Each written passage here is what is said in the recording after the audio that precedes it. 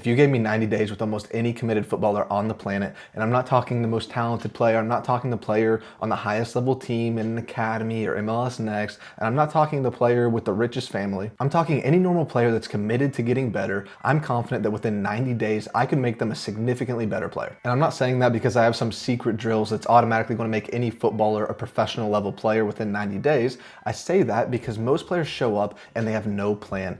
They play, they care, they put in the effort, but they're just guessing when it comes to their improvement. So in this video, I'm going to give you a simple, clear roadmap on how to become a better footballer in just 90 days, and it's without overtraining, without burnout, without overthinking, and without guessing. Let's dive in.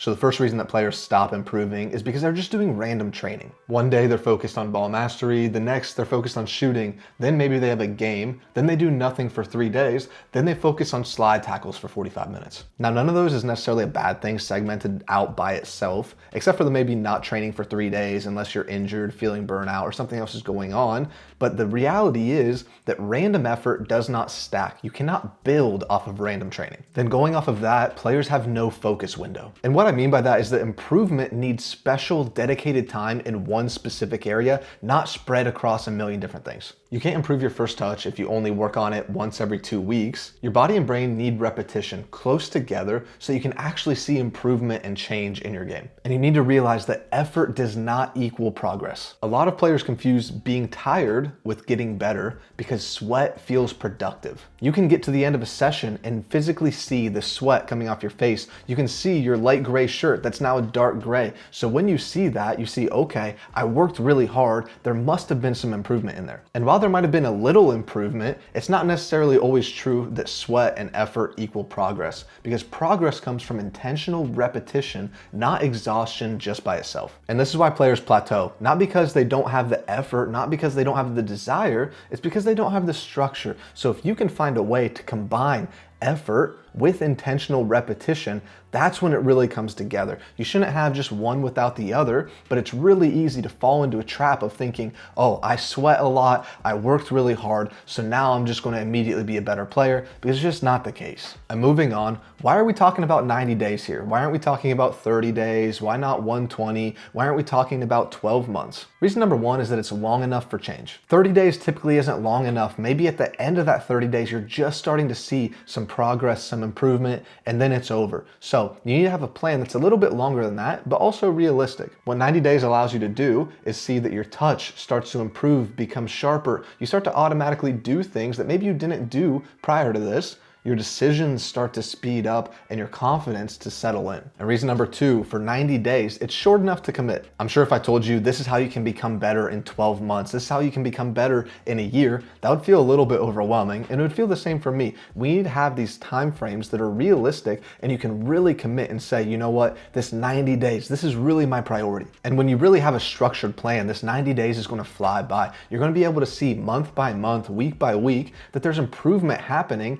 and as you get to that 90 days, you're going to be motivated beyond that as well. And reason number three, why we chose 90 days here is, very importantly, this is how habits form. So many studies show that you cannot form a habit in 2 weeks, 3 weeks, 4 weeks. It takes 6 to 8 or more weeks for your body and your mind to really form a habit and to see that change that you're really looking for. And what you realize is that after the 6 to 8 or so weeks, that training really stops feeling like motivation. You have to stop trying to motivate yourself every day, and it should start feeling more like a routine, knowing that this is a priority and I'm going to have to do this today. And that's where real players are built. At the start, you're going to have to motivate yourself. You're going to have to use me to motivate you, or a parent, a friend, a coach, whoever it is. You're going to need a little bit of help at the start. But after you really get into this, maybe halfway through, you're going to realize, wow, I'm seeing a tiny bit of change. I'm seeing a little bit of improvement, and you're going to be hungry for more. Now, section 3, let's talk about the 5 pillars of football. And when you think about development, these are the 5 areas, the 5 columns, the 5 rows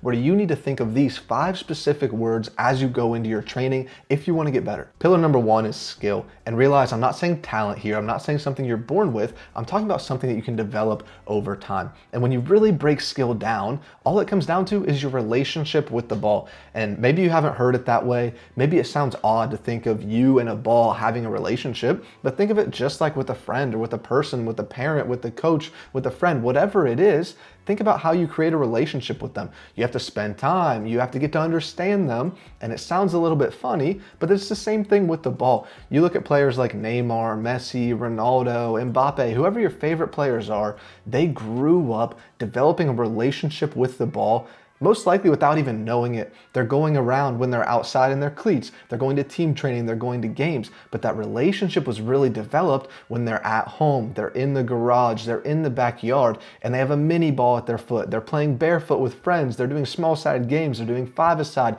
they're showing up in the driveway, in the park, they're going out wherever it is that there are other people, and they're spending time creating that relationship with the ball so that they really understand how to utilize it. And when I talk about this relationship with the ball, I'm not talking just about tricks. I'm not talking about highlight moves, skills, anything like that. I'm talking about control. And it sounds much easier than skill moves, but it's actually so much more complex, so much more difficult at a high level. I'm talking about, can you receive the ball calmly? Can you pass the ball without losing it? Can you have control in everything you do? Not feeling rushed mentally, not feeling rushed physically, staying calm because you've developed that relationship, because you know what to do with the ball before you ever get it. Because if your touch is inconsistent, if you haven't mastered it, if you don't have that relationship with the ball and the control, then you're just going to feel rushed. And when you're rushed, your brain is too occupied focused on how to not be rushing that you can't even think about and look around. You can't scan. You can't really make those game-changing decisions that high-level players can make. Pillar number 2, game IQ. And this is such a difficult one that's built over time through playing the game, through training, through having games, through watching film, through watching professional players, through having role models. There are a lot of things you need to do to develop game IQ, but game IQ is really just understanding the game. It's about decisions, when you play simple, when you need to turn, when you need to take space, because most mistakes in game aren't technical, they're just decisions made too late. And it's really easy to hide behind the statement that, oh, I just had a bad touch. Whereas you really have the ability to take a good touch. You just weren't making the right decision. You weren't having that confidence. You weren't checking your shoulder. You weren't scanning. You didn't have that game IQ, and you weren't using your brain enough to position yourself to take that touch. So it took way too much brain power and way too much mental capacity for you to actually focus on that touch. You were thinking about so many other things that you really couldn't focus on that touch that you could make 9 out of 10 times in training, but in game you struggle. And when you look at the professional game, of course it's fast. Of course the players are quick, they're agile, there's big players, strong players, fast players, all these different things. So realize that the best players don't just move faster, they think faster and they make decisions faster. Now, pillar number 3, physical. Now I want you to hear this.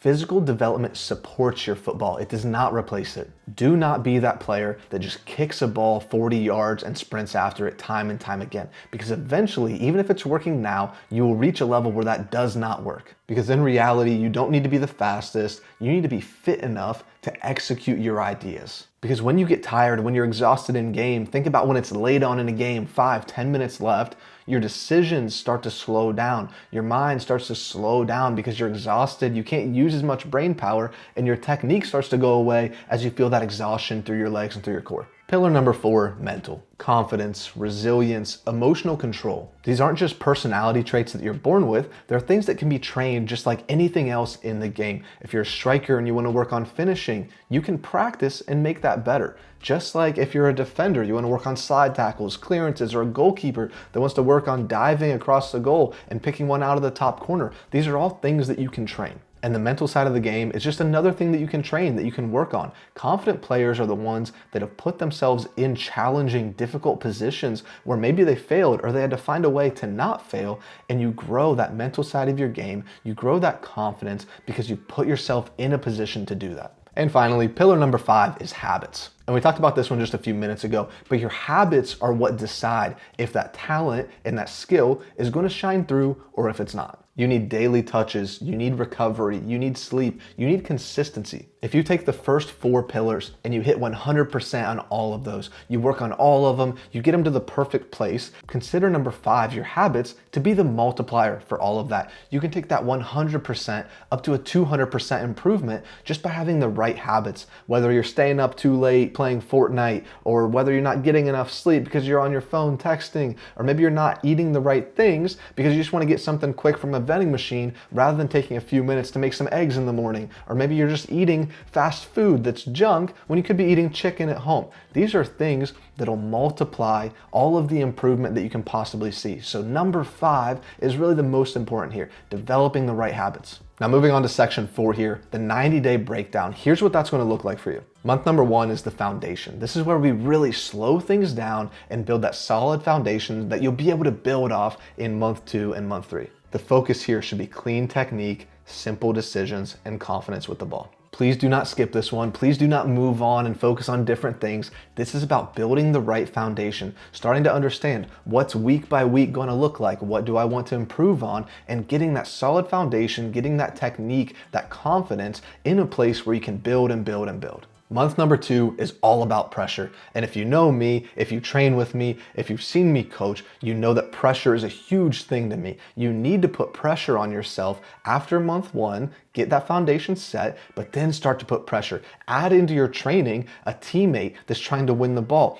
Add a time limit. Add different things where you have to think and you have to work quickly like you do in a game. Because if you just consistently train without any pressure, even if you do it every day for 3, 4, 5 years straight, you're really not going to see anywhere near the amount of improvement as if you actually put game-like and realistic pressure in your training sessions. So this is all about adding speed, having less time, adding more intensity, and adding in more decision-making. And month number 3, we work on the transfer. How do you actually get everything you've done in training to show up in a game? And this is where so many players struggle. They work and work and work, yet they're not seeing results in game. So whether you're looking for better positioning, fewer panic touches, or calmer decisions, this is where we really focus on getting that into the game and seeing change. Because in the end, if you see no change in game over a long period, clearly what you're doing now is not working. Now here's how I want you to use this series so you actually see this improvement. Realize that this series is not about doing everything at once, it's about clarity. One idea, one focus, one step forward at a time. This is going to be a 10-video series where every video breaks down one key point at a time